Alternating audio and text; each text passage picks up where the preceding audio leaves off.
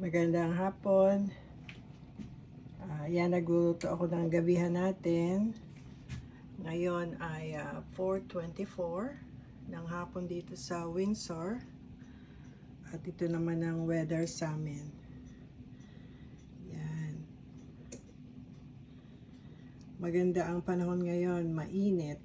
So, 21 degree. Ang low, 7 degree. So, ngayon, ang ating gabihan, pasensya na, alimasag uli. Paborito ng inyong lola. Alimasag.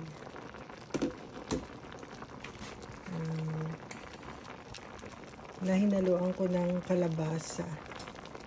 So, ginataang king crab na may alimasag. Ginataang king crab na may kalabasa. Ayan. Tapos naman, nagbibig din ako ng chicken thigh. Ayan. Init.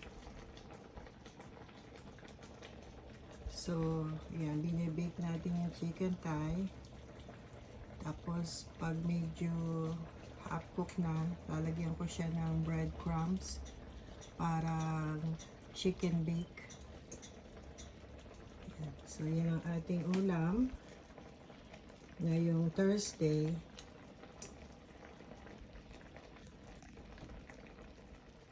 Yan ang ating ulam for Thursday. Baked chicken thigh, saka king crab with kalabasa. Thank you, Lord, for all the blessing. God bless everyone. Kain po tayo.